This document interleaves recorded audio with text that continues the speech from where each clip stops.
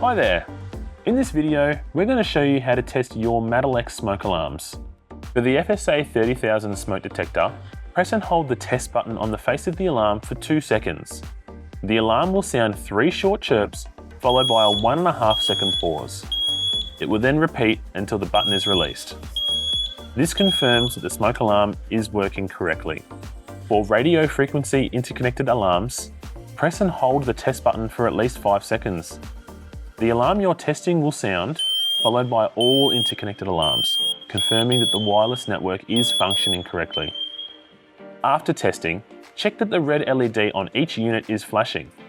This will continue for approximately 3 minutes, indicating that the test was successful. Testing is quick, easy, and it gives you peace of mind. Make it a habit to test your smoke alarms regularly to ensure they're always working properly. And remember, every MATelec smoke alarm is backed by the smartest smoke guarantee. Compliant, complete support, guaranteed.